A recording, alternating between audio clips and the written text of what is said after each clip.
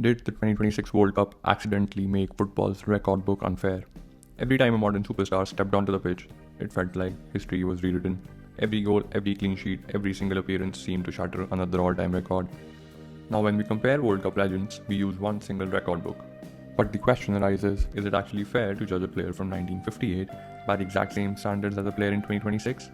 Or the other way around, because they weren't even playing the same tournament. The World Cup didn't just get bigger, it evolved. Depending on which era a player was born in, the record books either handed them a massive advantage or completely locked them out of history.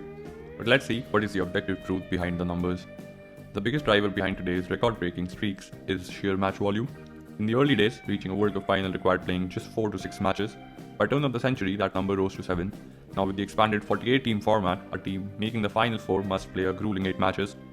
More games automatically yield more minutes on the pitch, making it statistically inevitable that modern players will dominate the appearance, the goal scoring, and the clean sheet charts. However, history heavily favored the older generations in one specific category, and it was the goal scoring efficiency. If you look at goals per game ratios, the 1950s generation remains completely untouchable. The 1954 World Cup averaged an incredible 5.38 goals per match, compared to the modern average of around 2.5. Strikers like Francis Jules Fontaine scored 13 goals in a single tournament in 1958, and that too in just 6 matches, while Hungary's Sándor Kossuth scored 11 in just 5 games in 1954. These players played in a Westphal era of hyper-offensive tactics long before modern defensive pressing or compact defensive blocks were invented. What caught right in this crossfire was the middle generation from the 1960s through to the 1980s. This era faced the toughest hurdles of all. A strict 16 or 24 team bottleneck, meaning there were no easy group stage matches against low-ranked nations to easily start pad. Furthermore, referees offered very little protection. Yellow and red cards weren't even introduced until the 1970s. Legends like Pele and Maradona routinely faced brutal, cynical fouls that would result in immediate red cards or lengthy bans today.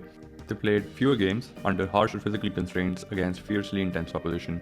So when you look at the all-time charts, remember, more games favor the modern player, but high-scoring eras favor the vintage icons, and these records are a reflection of time as much as they are of talent. So I want to ask you a question. How do you balance these eras? Let me know your thoughts in the comments.